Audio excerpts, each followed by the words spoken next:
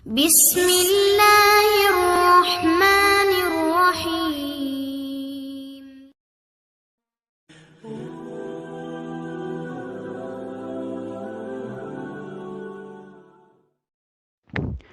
الحمد لله رب العالمين والصلاة والسلام على رسوله الكريم أما بعد. கணித்திற்குரியவர்களே, ஃபிக்கின் கடைசி வகுப்பில் தொழுகையை பயணத்தில் கசர் செய்வது, 4 ரகாத்தை 2 ரகாத்தாக குறைத்து தொழுவது சம்பந்தமாக சட்டங்களை நாம் பார்த்திருந்தோம்.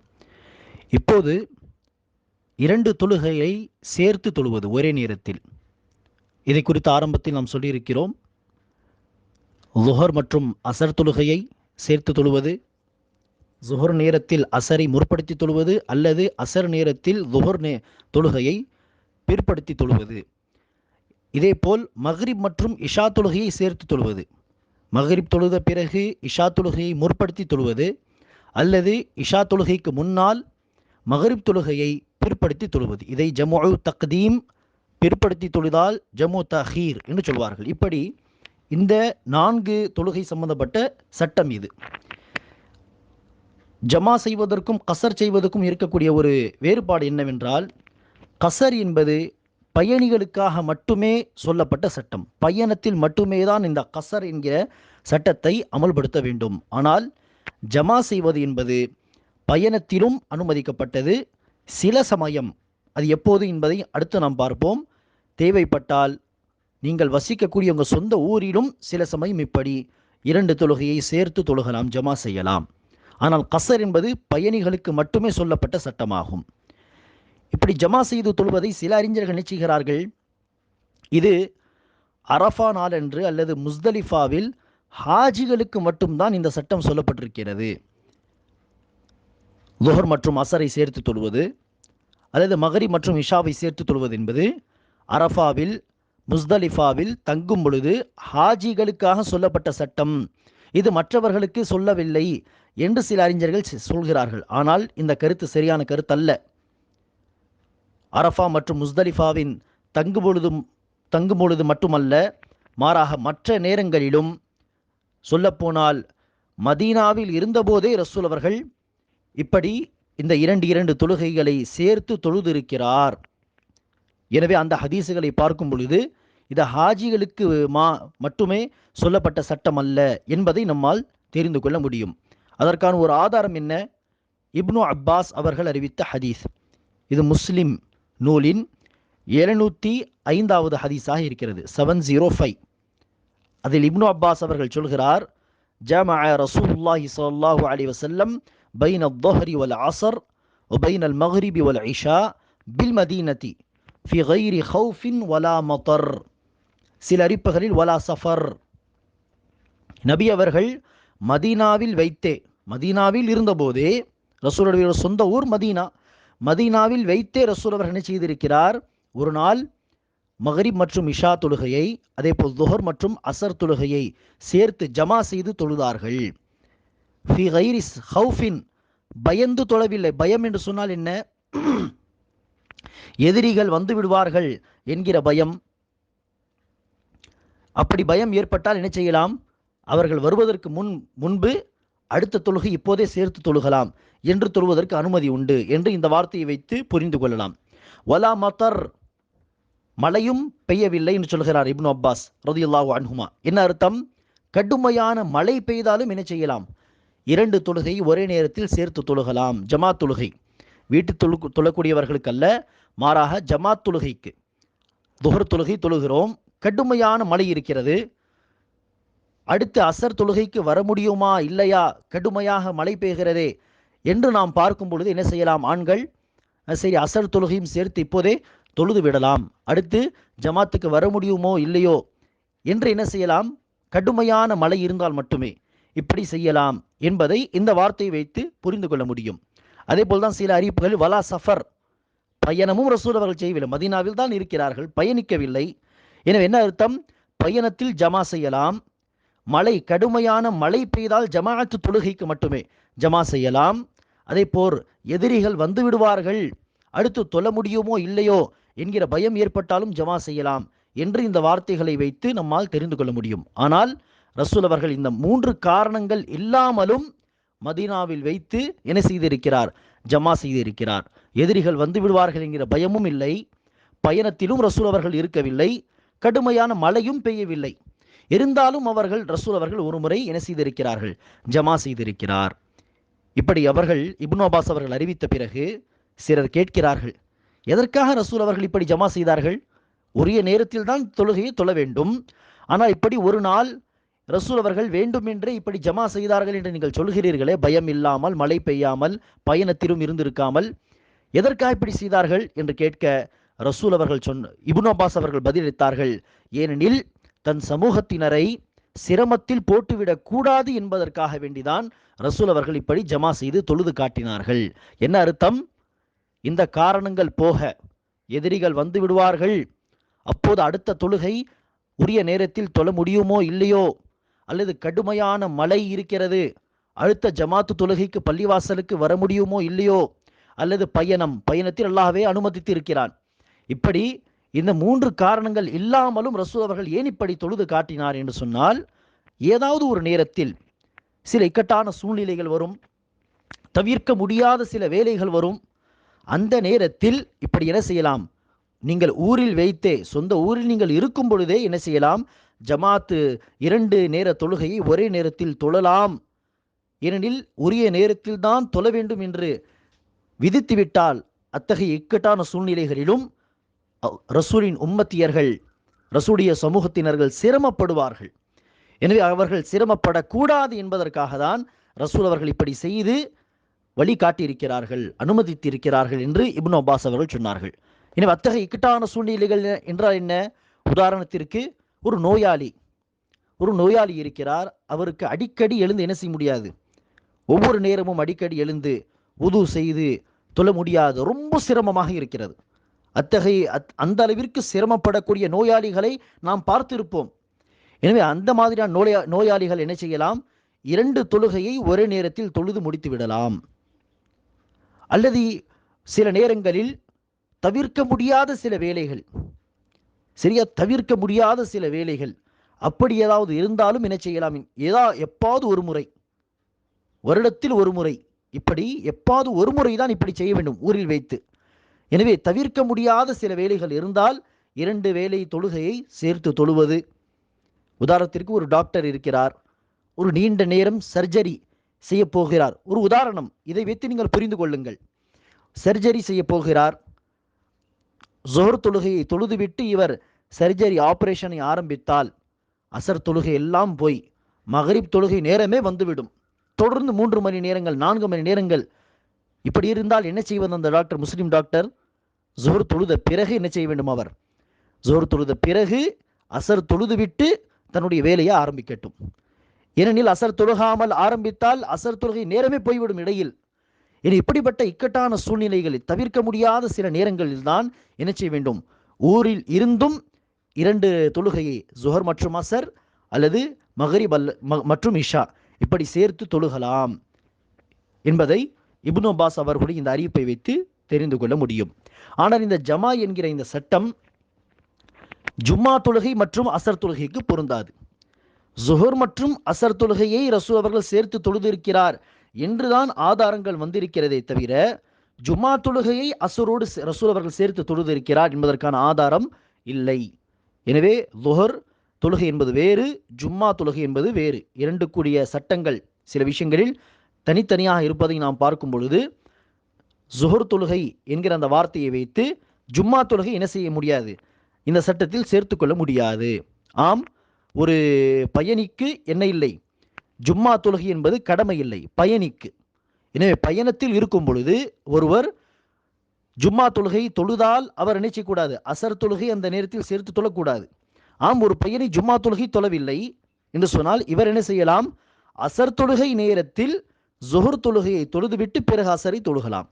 ஆனால் அந்த பயணி ஜும்மா தொழுது விட்டால் ஜமாத்தோடு சேர்த்து அடுத்து என்ன செய்யக்கூடாது? அசர் தொழுகை சேர்த்து தொழக்கூடாது. மாறாக அசர் நேரத்தில் தான் அசர் தொழுகையை தொழ வேண்டும். அவர் விரும்பினால் ஜுஹர் தொழுகையை பிற்படுத்தி அசர் நேரத்தில் தொழுது கொள்ளலாம். ஏனெனில் பயணி மீது ஜும்மா கடமை இல்லை. அடுத்து நாம் இன்ஷா அல்லாஹ் அதை பார்க்க போகிறோம். அடுத்ததாக ஜும்மா தொழுகையின் சட்டங்கள். ஜும்மா தொழுகையுடைய மசாயில்கள், அஹ்காமுகள். முதலாவதாக ஜும்மாவுடைய சிறப்பு என்ன? ஜும்மா நாளுடைய சிறப்பு நபிகள் நாயகம் அவர்கள் குறிப்பிடுகிறார். முஸ்லிமுடைய ஹதீஸ், 7 நாட்களில் சூரியன் உதிக்கக்கூடிய இந்த 7 நாட்களில் மிக சிறந்த நாள் ஜும்மா என்று ரசூல் அவர்கள் சொன்னார்கள்.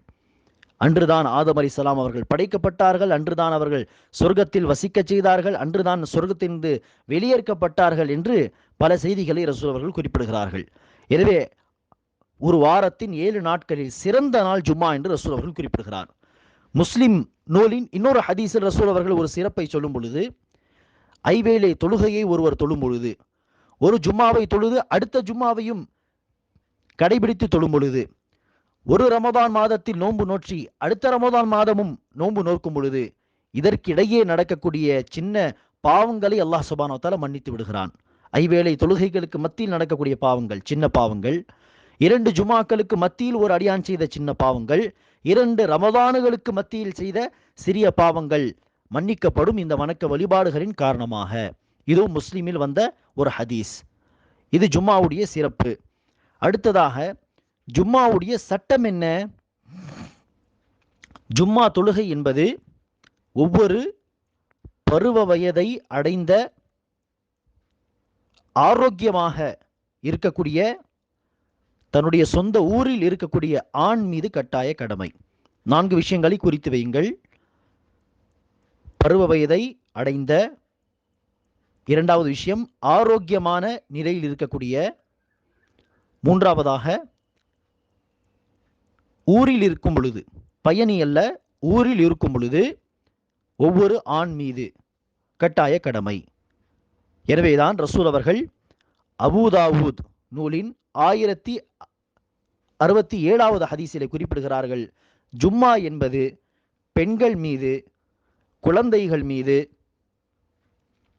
நோயாளிகள் மீது, பயணிகள் மீது கட்டாய கடமை கிடையாது. எனவே பெண்கள் மீது கடமை இல்லை, பருவ வயதை அடையாத குழந்தைகள் மீது ஜும்மா கடமை இல்லை. அதேபோல் ஊரில் இருக்கிறார் ஒரு ஆண், ஆனால் நோய்வாய்ப்பட்டு இருக்கிறார், அவரால் ஜும்மாவுக்கு போக முடியாது என்று சொன்னால் அவர் மீதும் கடமை இல்லை. அதேபோல் பயணி, இவர்கள் மீது ஜும்மா கடமை இல்லை. ஆனால் பருவ வயதை அடைந்த ஆரோக்கியமாக இருக்கக்கூடிய ஊரில் இருக்கும் பொழுது ஆண்கள் மீது ஜும்மா தொழுவது என்பது கட்டாய கடமை, இதை விடக்கூடாது. ஜும்ஆ அத்தியாயத்தின் 9ஆம் வசனத்தில் அல்லாஹ் சொல்கிறான், யா அய்யுஹல்லதீன ஆமனு இதா நூதிய லிஸ்ஸலாத்தி மின் யௌமில் ஜும்ஆத்தி ஃபஸ்அவு இலா திக்ரில்லாஹி வதருல் பைஅ. நம்பிக்கை கொண்டோரே, ஜும்மா நாள் என்று ஜும்மாவுக்காக அழைப்பு கொடுக்கப்பட்டால், பாங்கு கொடுக்கப்பட்டால் விரைந்தோடுங்கள், அல்லாஹ்வை நினைவு கூறுவதற்காக விரைந்தோடுங்கள், வியாபாரத்தை எல்லாம் விட்டுவிடுங்கள். இது அல்லாஹ்வுடைய கட்டளை. எனவே ஜும்மா தொழுவது ஆண்கள் மீது கடமையாகும். முஸ்லிம் நூலின் இன்னொரு ஹதீஸில் ரசூல் அவர்கள் சொல்கிறார்கள், ஜும்மா தொழாமல் விட்டுவிடுவதை தவிர்த்து கொள்ளுங்கள், இல்லை என்றால் அல்லாஹ் சுப்ஹானஹு வ தஆலா உங்கள் உள்ளங்கள் மீது முத்திரையிடுவான், பிறகு அலட்சிய போக்கில் இருக்கக்கூடியவர்களாக மாறிவிடுவீர்கள் என்று ரசூல் அவர்கள் கடுமையாக எச்சரிக்கை செய்கிறார்கள். எனவே ஜும்மா தொழாமல் விட்டுவிட்டால் முத்திரையிடப்படும் உள்ளங்களில், பிறகு அல்லாஹ் ஹிதாயத்து கொடுக்க மாட்டான், நேர்வழி பெற மாட்டோம், அலட்சியத்தில் இருப்போம். அல்லாஹ் பாதுகாக்க வேண்டும். அடுத்ததாக கணித்திற்குரியவர்களே, ஜும்மா நிறைவேற்றுவதற்காக எத்தனை மக்கள் தேவை? இந்த விஷயத்தில் ரசூல் அவர்கள் 5 பேர் இருந்தால் தான் ஜும்மா நடத்த வேண்டும், 10 பேர் இருந்தால் ஜும்மா நடத்த வேண்டும், 40 பேர் இருந்தால் நடத்த வேண்டும், 100 பேர் இருந்தால் என்று எந்த ஒரு எண்ணிக்கையும் ரசூல் அவர்கள் சொல்லவில்லை. எனவே கணித்திருக்கிறவர்களே, இத்தனை பேர் இருந்தால் ஜும்மா கடமையாகிவிடும், அல்லது இத்தனை பேர் இருந்தால்தான் ஜும்மாவை நடத்த வேண்டும் என்று எல்லாம் சொல்வதற்கு எந்த ஒரு எண்ணிக்கையும் ஹதீஸில் வரவில்லை. எனவேதான் இதில் சிறந்த கருத்து என்ன? பொதுவாக ஜமாத் தொழுகைக்கு எத்தனை பேர் அவசியம்? 2 பேர் இருந்தால் போதும். ஒரு தனிநபர் ஜமாத் தொழுகை நடத்த முடியாது, குறைந்தபட்சம் 2 பேர் இருந்தால் ஜமாத் தொழுகை என்று அதை கருதலாம். இதற்கு பல ஆதாரங்கள் உண்டு. அதே சட்டம்தான் ஜும்மா தொழுகைக்கும் பொருந்தும். ஜும்மா தொழுகைக்கும் குறைந்தபட்சம் 2 பேர் இருந்தால் ஒரு இடத்தில் முஸ்லிம்கள் அவர்கள் ஜும்மா அன்று ஜும்மா நடத்த வேண்டும், ஜும்மா தொழுக வேண்டும். பள்ளிவாசல் இருந்தால் இருவர் மட்டுமே அந்த பள்ளிவாசலில் இருக்கிறார்கள், வேறு யார் எந்த முஸ்லியும் வரவில்லை என்று சொன்னாலும் அந்த 2 பேர் ஜுமா தொழுகை நடத்த வேண்டும். சரி, இரண்டும் ஒரு ஊரில் இருக்கிறார்கள், பயணத்தில் இல்லை, சொந்த ஊர் இருக்கிறார்கள், 2 பேர் மட்டும்தான் இருக்கிறார்கள், அங்கு பள்ளிவாசலும் இல்லை என்று சொன்னால் அந்த இருவர் எப்படி ஒவ்வொரு நேரமும் ஜமாத் தொழுகை நடத்த வேண்டுமோ ஜும்மா தொழுகையும் அவர்கள் நடத்த வேண்டும். பள்ளிவாசல் இல்லாவிட்டால் அந்த ஊரிலே, உதாரணத்திற்கு ஒரு ஊரில் 2 பேர் இஸ்லாத்தை தழுவுகிறார், உதாரணத்திற்கு அவர்கள் ஜமாத் தொழுகை தொழுவது வாய்ப்பு கிடைத்தால் அல்லது ஜும்மா தொழுகையை நடத்துவது, இந்த அனைத்துமே அவர்கள் செய்ய வேண்டும் வாய்ப்பு கிடைக்கும் பொழுது. எனவே 2 பேர் குறைந்தபட்சம், எப்படி மற்ற ஜமாத் தொழுகைக்கு 2 பேர் இருந்தால் போதுமானதோ அதே போல்தான் ஜும்மா தொழுகைக்கும் 2 பேர் இருந்தால் போதுமானது என்பதுதான் சரியான கருத்து. இத்தனை பேர் இருக்க வேண்டும், 40 பேர் இருக்க வேண்டும் என்பதற்கெல்லாம் எந்த ஒரு ஆதாரமும் ஹதீஸும் கிடையாது. அடுத்ததாக ஜும்மா தொழுகையுடைய நேரம். ஜும்மா தொழுகைய நேரம் என்பது துஹர் தொழுகை மாதிரி தான். அதாவது சூரியன் நடு உச்சியிலிருந்து சாய தொடங்கிய பிறகு ஒவ்வொரு பொருளின் நிழல் அதற்கு சமமாக ஆகும் வரை என்று நாம் படித்திருக்கிறோம். அதே நேரம் தான் ஜுமாக்கும். ஆனால் ஜுமாவில் என்ன செய்ய வேண்டும்? ஆரம்பத்திலே ஜவாலுக்கு நடு உச்சியிலிருந்து சாய்ந்த பிறகு உடனே தொழ வேண்டும். எந்த அளவிற்கு என்றால் சில உலமாக்கள் ஜவாலுக்கு முன்பும் தொழுகலாம் என்று சொல்லியிருக்கிறார்கள். எதற்காக இப்படி சொன்னார்கள் என்று சொன்னால், அந்த அளவிற்கு ரசூல் அவர்கள் முற்படுத்தி தொழுதிருக்கிறார், ஆரம்ப நேரத்தில் தொழுதிருக்கிறார். அந்த ஆரம்ப நேரம் குறிப்பிட்ட ஹதீசுகளை படித்து பார்க்கும் பொழுது சில அறிஞர்கள் எப்படி புரிந்து கொள்கிறார்கள்? ஜவாலுக்கு முன்பும் தொழுகலாம். ஜவால் என்றால் என்ன? நடு உச்சிக்கு வருவதற்கு முன்பே, நடு உச்சிக்கு வந்து சாய தொடங்கிய பிறகுதான் zuhur தொழுகை நேரம் ஆரம்பிக்கும். ஆனால் ரசூல் அவர்கள் ஜும்மாவை ஆரம்ப நேரத்தில் தொழுத காரணத்தினால் அந்த ஹதீசுகளை படித்து சில அறிஞர்கள் எப்படி புரிந்து கொள்கிறார்கள்? ஜவாலுக்கு முன்பும் தொழுகலாம், நடு உச்சிக்கு இன்னும் வரவில்லை சூரியன், அந்த நேரத்திலும் தொழுது கொள்ளலாம் என்று சொல்லும் அளவிற்கு.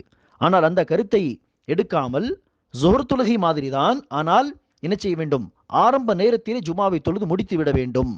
இதுதான் நபி வழியாக இருந்திருக்கிறது என்று சொல்ல வேண்டும். அடுத்ததாக கணித்திற்குரியவர்களே, எவர் ஒருவர் ஜும்மா நாள் அன்று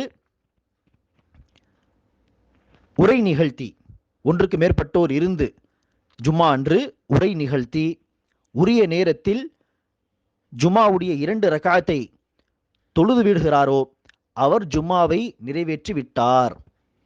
எனவே ஜும்மாவை நிறைவேற்றுவதற்கு உரிய நேரத்தில் ஹுத்பாவை கொடுத்து பிறகு 2 ரக்காத் தொலை வைத்து விட்டால் ஜும்மா நடத்தியதாக இன்ஷா அல்லாஹ் கருதப்படும். இதுதான் ஜும்மாவில் செய்ய வேண்டிய அவசியமான 3 வேலைகள். என்ன 3 வேலைகள்? உரிய நேரத்தில் ஜும்மாவை நடத்த வேண்டும். இரண்டாவதாக, அந்த உரிய நேரத்தை அடைந்த பிறகு ஹுத்பா நடத்த வேண்டும். மூன்றாவதாக 2 ரக்காத் தொலை வைக்க வேண்டும். இந்த 3 காரியங்களை செய்துவிட்டால் ஜும்மா நடத்திவிட்டதாக கருதப்படும். ஜும்மா தொழுகையுடைய ரக்காத்துகள் எத்தனை? எல்லோருக்கும் தெரியும், 2 ரக்காத்துகள் ஹுத்பாவோடு சேர்த்து. அறிஞர் பெருமக்கள் சொல்வார்கள், அந்த 2 ரக்காத்துக்கு பதிலாக தான் zuhur தொழுகை 4 ரக்காத் உண்டு. முதல் 2 ரக்காத்துக்கு பதிலாக அல்லாஹ் சுப்ஹானஹு வ தஆலா ஹுத்பாவை வைத்திருக்கிறான். ஹுத்பா 2 ரக்காத் தொழுகைக்கு சமம். அடுத்து 2 ரக்காத்தை தொழ வேண்டும் என்று குறிப்பிடுகிறார்கள். எனவே ஜும்மா தொழுகை என்பது 2 ரக்காத் ஆகும். எனவே இந்த 2 ரக்காத்தை ஜும்மா அன்று ஜும்மாவை நடத்தி வைப்பதற்காக தொலை வைப்பது அவசியம்.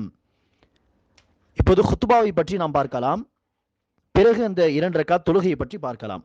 முதலாவதாக ஜும்மாவுடைய ஹுத்பா. ஜும்மாவுடைய ஹுத்பாவை நிகழ்த்தாமல் ஜும்மா தொழுகை என்கிற பெயரில் 2 ரக்காத்தை மட்டுமே தொழ வைத்தால் அது ஜும்மா நடத்தியதாக கருதப்படாது. சொல்லப்போனால் அந்த தொழுகையை ஏற்றுக்கொள்ளப்படாது என்பது கருத்து.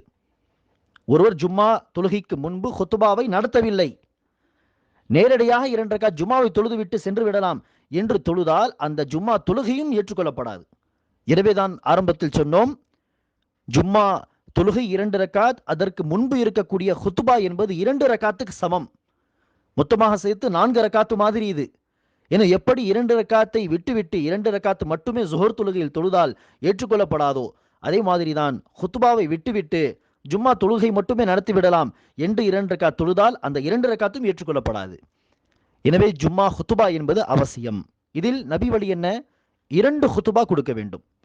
நின்று ஒரு ஹுத்பாவை கொடுத்து சிறிது நேரம் உட்கார்ந்து மறுபடியும் எழுந்து நின்று சுருக்கமாக இன்னொரு ஹுத்துபாவை கொடுக்க வேண்டும். முதல் ஹுத்துபாவை விட இரண்டாவது ஹுத்துபா சுருக்கமாக இருக்க வேண்டும். இப்படி 2 ஹுத்துபா கொடுப்பது நபி வழி. மூன்றாவதாக, உரை நிகழ்த்துபவர் அல்லாவை புகழ்ந்து ரசூல் அவர்கள் ஓதிய ஹுத்துபத்துல் ஹாஜா என்கிற அந்த ஹுத்துபாவை கடைபிடிக்க வேண்டும். அந்த ஹுத்துபா என்ன?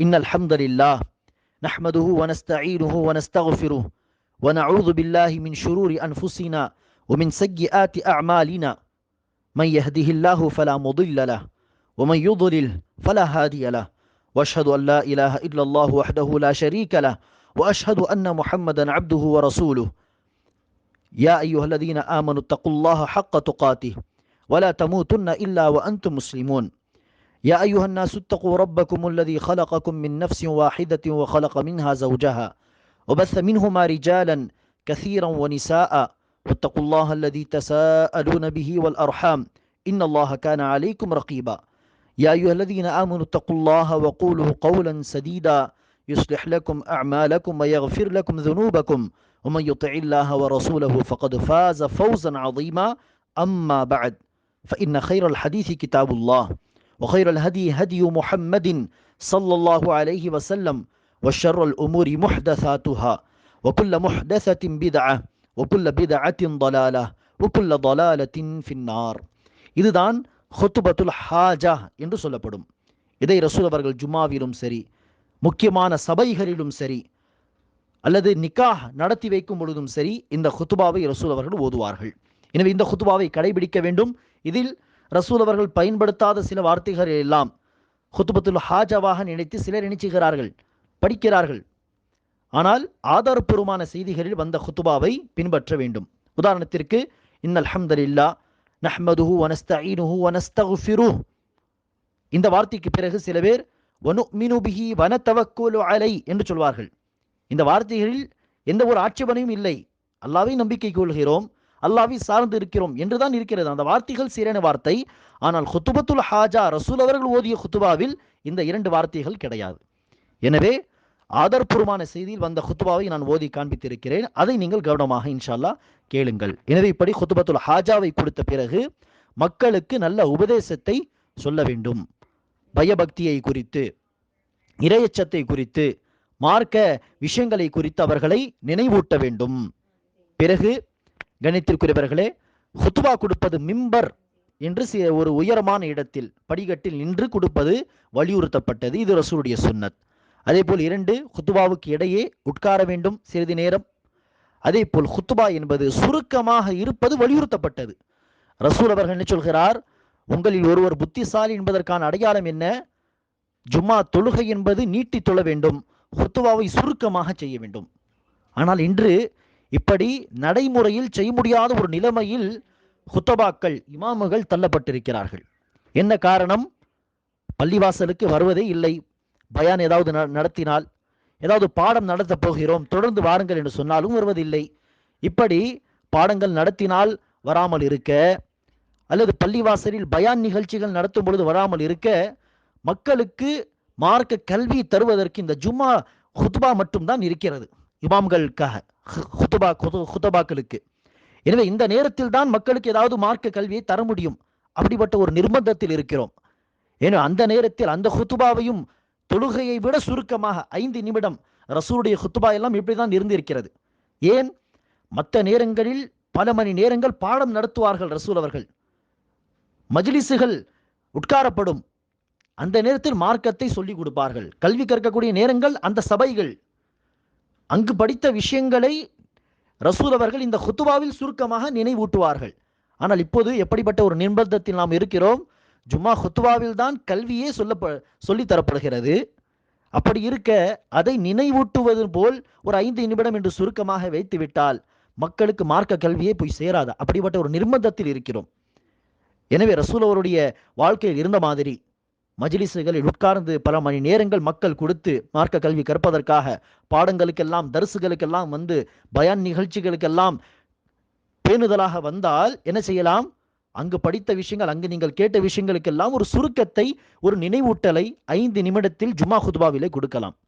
எனவே ரசூல் அவர்கள் சொன்னார்கள், தொழுகை நீட்டி தொழ வைக்க வேண்டும், ஜுமா ஹுத்துபாவை சுருக்கமாக சொல்ல வேண்டும். ரசூலுடைய ஹுத்துபாவை எல்லாம் எடுத்து நீங்கள் நிறுத்தி நிதானமாக படித்தாலும் 5 நிமிடத்தில் படித்து முடித்து விடலாம்.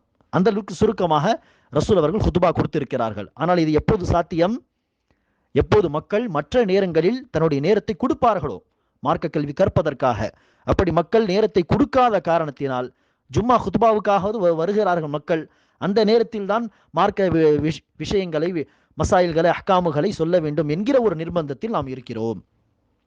சரி, இது ஜும்மா ஹுத்துபா சம்பந்தமாக. ஜும்மா தொழுகை 2 ரக்காத், 2 ரக்காத்திலும் சப்தமாக கிராத்து செய்ய வேண்டும். மேலும் முதல் ரக்காத்தில் அலா அத்தியாயம், 2வது ரக்காத்தில் காஷியா அத்தியாயம் ஓதுவது சுன்னத். மற்ற சூறாக்களையும் ஓதலாம். ஆனால் சுன்னத் என்ன, அதிக நன்மைகள் வேண்டும் என்று சொன்னால் முதல் ரக்காத்தில் சப்பி இஸ்மி ரப்பிக்கல் அலா, 2வது ரக்காத்தில் ஹல் அத்தாக்க ஹதீசுல் காஷியா. அதே போல் ரசூல் அவர்கள் முதல் ரக்காத்தில் சூரத்துல் ஜும்ஆ, 2வது ரக்காத்தில் முனாஃபிகூன் இதையும் ஓதியிருக்கிறார். மேலும் கணித்திற்குரியவர்களே, இப்படி இந்த 2 ரக்காத்தில் ஒருவருக்கு ஒரு ரக்காத்து தவறிவிட்டது, தாமதமாக ஒருவர் வருகிறார், வந்து பார்க்கும் பொழுது ஒரு ரக்காத் முடிவடைந்து விட்டது. ஆனால் இமாமோடு சேர்ந்து முழுசாக ஒரு ரக்காத் அவர் தொழுகிறார் என்று சொன்னால் ஜுமா தொழுகை அவருக்கு கிடைத்து விட்டது, அந்த தனிநபருக்கு. ஆம், ஒரு ஜமாத்துக்காக ஜும்மா தொழுகை என்பது என்ன? ஹுத்துபா நடத்தி தான் ஜும்மா தொழுகை நடத்த வேண்டும். அப்போதுதான் ஜும்மா தொழுகை நடத்தப்பட்டது என்று சொல்ல முடியும். ஆனால் ஒரு தனிநபருக்கு அவர் ஹுத்துபா கேட்கவில்லை, தாமதமாக வருகிறார். இப்படி வரக்கூடாது. தாமதமாக, அடுத்து நாம் இன்ஷா அல்லாஹ் சொல்வோம், தாமதமாக வருகிறார். எப்பாவது ஒரு முறை இப்படி நடந்தால் பிரச்சனை இல்லை. தாமதமாக வருகிறார், ஒரு ரக்காத் முழுசாக இமாமோடு அவர் தொழுது விட்டார் என்று சொன்னால் ஜும்மா தொழுகை கிடைத்து விட்டது என்பது அர்த்தமாகும். எந்த தொழுகையாக இருந்தாலும் சரி. ரசூல் அவர்கள் குறிப்பிடுகிறார்கள், புகாரியின் 580வது ஹதீஸ், மன் அதரக்க ரக்அத்த ஃபகத் அதரக்க ஸலா. ஒருவருக்கு ஒரு குறிப்பிட்ட தொழுகையின் ஒரு ரக்காத் முழுமையாக கிடைத்து விடுமோ அந்த தொழுகை கிடைத்ததாக கருதப்படும். மற்ற ஜமாத் தொழுகையில் சலாம் கொடுப்பதற்கு முன்பு வந்து சேர்ந்து விட்டாலும் ஜமாத் தொழுகை கிடைத்து விட்டது என்ற ஹதீஸுகள் உண்டு. ஆனால் ஜும்மாவுக்கு இந்த ஹதீஸை அடிப்படையாக வைத்து ஒரு ரக்காத் கிடைத்து விட்டால் அந்த தொழுகை கிடைத்ததாக கருதப்படும். இதே சட்டம்தான் ஈத் தொழுகைகளுக்கும் நாம் சொல்லுவோம். எனவே ஒரு ரக்காத் கிடைத்து விட்டால் அவர் நின்று இன்னொரு ரக்காத்தை தொழுதால் போதுமானது. ஆனால் ஒரு ரக்காத் முழுமையாக கிடைக்கவில்லை, இமாம் ஜும்மா தொழுகையின் தஷஹுதில் இருக்கிறார், அமர்வில் இருக்கிறார், அப்போது ஒருவர் வந்து சேர்ந்தால் அவர் எழுந்து நின்று 4 ரக்காத் ஜுஹர் தொழுகை தான் தொழ வேண்டுமே தவிர ஜும்மா தொழுகை அவருக்கு கிடைக்கவில்லை. குறைந்தபட்சம் ஒரு ரக்காத் கிடைத்திருக்க வேண்டும். அடுத்ததாக கணித்திற்குரியவர்களே, ஜும்மா நாள் அன்று வலியுறுத்தப்பட்ட சில விஷயங்களை குறித்து வையுங்கள். முஸ்தஹபான காரியங்கள். ஜும்மா நாள் அன்று குளிப்பது. முஸ்லிமின் 846வது ஹதீஸ். இதை சில அறிஞர்கள் கடமை என்றும் சொல்கிறார்கள், சில அறிஞர்கள் இதை வலியுறுத்தப்பட்டது என்று சொல்கிறார்கள். எனவே குளிக்க வேண்டும். 2வதாக சுத்தமான நல்ல ஆடையை உடுத்த வேண்டும், நறுமணம் பூச வேண்டும். 3வதாக சீக்கிரமாக பள்ளிவாசலை நோக்கி கிளம்ப வேண்டும். முஸ்லிம் நூலின் 850வது ஹதீஸிலே ரசூல் அவர்கள் குறிப்பிட்டிருக்கிறார், எல்லோருக்கும் தெரிந்த செய்தி, ஆரம்ப நேரத்தில் ஜுமாவில் ஆரம்ப நேரத்தில் சென்று விட்டால் ஒட்டகம் அறுத்து பலியிட்டதாக கருதப்படும். 2வது நேரத்தில் சென்றால் ஒரு மாட்டை குர்பானி செய்வதற்கான நன்மை கிடைக்கும். 3வது நேரத்தில் பகுதியில் சென்றால் ஒரு ஆட்டை அல்லாஹ்வுக்கு குர்பானி செய்ததாக நன்மை கிடைக்கும். 4வது கட்டத்தில் சென்றால் அல்லாஹ்வுக்காக ஒரு கோழியை தர்மம் கொடுத்ததாக கருதப்படும். 5வது கட்டத்தில் யாரெல்லாம் வருகிறார்களோ அவர்களுக்காக அல்லாஹ்வின் பாதையில் ஒரு முட்டையை ஒரு ஏழைக்கு கொடுத்தால் என்ன நன்மையோ அந்த நன்மை எழுதப்படும். இந்த 5வது நேரமும் அந்த கட்டமும் கடந்த பிறகு மலக்குமார்கள் ரிஜிஸ்டரை க்ளோஸ் பண்ணி விடுவார்கள், மூடி விடுவார்கள். அதற்கு பிறகு வந்தால் அந்த குத்பாவுடைய நன்மை, அடுத்து தொழுதால் அந்த தொழுகைக்கான நன்மை தான் எழுதப்படுமே தவிர கூடுதலான இந்த சிறப்புகள் வழங்கப்படாது. அதே போல் இன்னொரு ஹதீஸில் ஒரு சிறப்பு சொல்லப்பட்டிருக்கிறது. இதை எல்லோரும் கவனத்தில் கொள்ள வேண்டும், குறிப்பாக ஆண்கள். பெண்களுக்கும் இந்த ஹதீஸ் பொருந்தும் இன்ஷா அல்லாஹ். குறிப்பாக ஆண்கள் மீது இது கடமை. ரசூல் அவர்கள் சொல்கிறார், ஒருவர் ஜும்மா நாள் அன்று துணியெல்லாம் துவைத்து குளித்து சீக்கிரமாக வீட்டை விட்டு கிளம்பி பள்ளிவாசலை நோக்கி வருகிறாரோ, மேலும் இமாமை ஹத்தீபை நெருங்கி உட்காருகிறாரோ, மேலும் வரும்பொழுது வாகனத்தில் வரவில்லையோ, மாறாக நடந்து வருகிறாரோ, அல்லாஹ் சுப்ஹானஹு வ தஆலா இத்தகைய நபருக்கு அவர் எடுத்து வைத்த ஒவ்வொரு அடிக்கு பதிலாக, கவனமாக கேளுங்க, இது ஆதாரபூர்வமான செய்தி, அபுதாவூதின் 345வது ஹதீஸ், இது ஆதாரபூர்வமான ஹதீஸ். அவர் எடுத்து வைத்த ஒவ்வொரு அடிக்கு பதிலாக ஒரு வருடத்தின் நன்மைகள் எழுதப்படும். ஒரு வருடம், அதுவும் ரசூல் அவர்கள் சொல்கிறார்கள், அஜ்ரு சியாமிஹா வ கியாமிஹா, ஒரு வருடம் நஃபிலான எல்லா உபரியான தொழுகைகளை தொழுதால் என்ன நன்மையோ, ஒரு வருடத்தில் எத்தனை உபரியான நோன்புகள் எல்லாம் வருகிறதோ அத்தனை நோன்பு நோற்றினால் என்ன நன்மையோ அந்த நன்மை எழுதப்படும். சுப்ஹானல்லாஹ், எத்தகைய ஒரு சிறப்பு என்று பாருங்கள். இத்தகைய சிறப்புகள் பொதுவாக பெரிய சிறப்பு சொல்லப்பட்டால் அந்த ஹதீசுகள் பொதுவாக பலவீனமான இட்டுக்கட்டப்பட்ட செய்தியாக இருக்கும். அளவுக்கு அதிகமான நன்மைகள் சொல்லப்பட்டிருந்தால் கோடிக்கணக்கான லட்சக்கணக்கான நன்மை. ஆனால் இந்த ஹதீஸ் ஆதாரபூர்வமான ஹதீஸ், இது அபுதாவூதின் 345வது ஹதீஸ். எனவே சீக்கிரமாக கிளம்பி வந்து இமாமை நெருங்கி உட்கார்ந்து 2 ரக்காத்து தஹியத்துல் மஸ்ஜிதை தொழுதுவிட்டு இடையில் பேசாமல் எந்த ஒரு வீணான காரியத்தையும் செய்யாமல் ஹுத்துபாவை கவனமாக கேட்டால் எடுத்து வைத்த ஒவ்வொரு அடிக்கு பதிலாக அல்லாஹ் சுப்ஹானஹு வ தஆலா ஒரு வருடத்தின் அமலுக்கான நன்மையை தருகிறான். வரும்பொழுது வாகனத்தையும் பயன்படுத்தக்கூடாது இந்த சிறப்பை அடைவதற்காக. மேலும் கணித்திற்குரியவர்களே, பள்ளிவாசலுக்கு வந்த பிறகு நம்மால் முடிந்தவரை 2 ரக்காத் என்று தொழ வேண்டும். குறைந்தபட்சம் 2 ரக்காத் தஹியத்துல் மஸ்ஜிதை தொழுதுவிட்டு தான் உட்கார வேண்டும். மேலும் சூரத்துல் கஹஃபை ஜும்மா நாளன்று ஓத வேண்டும்.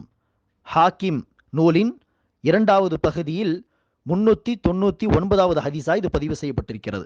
கஹஃப் ஓதினால் அடுத்த ஜும்மா வரை அல்லாஹ் நமக்கு ஒளியை தருகிறான், ஒரு நூரை தருகிறான். மேலும் ரசூல் அவர்கள் மீது ஜும்மா அன்று அதிகமாக சலவாத்து சொல்ல வேண்டும். அபுதாவூதின் 1531வது ஹதீஸில் ரசூல் அவர்கள் இதை சொல்கிறார், அதிகம் என் மீது சலவாத்து கூறுங்கள். 8வதாக ஒரு குறிப்பிட்ட நேரம் இருக்கிறது, அந்த நேரத்தில் பிரார்த்தனை செய்ய வேண்டும். பிரார்த்தனை செய்தால் அது ஏற்றுக்கொள்ளப்படும் என்று ரசூல் அவர்கள் சொல்கிறார். அந்த நேரம் என்ன? ஒரு கருத்து 2 குத்துபாவுக்கு இடையே உட்காருவாரே ஹத்தீப், அந்த நேரத்தில். 2வது கருத்து ஜும்மா நாள் அன்று அசருக்கு பிறகிலிருந்து மகரிப் வரை. இந்த கருத்து தான் சரியான கருத்து. இன்ஷா அல்லாஹ் மேலும் சில சட்டங்களை அடுத்த வகுப்பில் பார்க்கலாம்.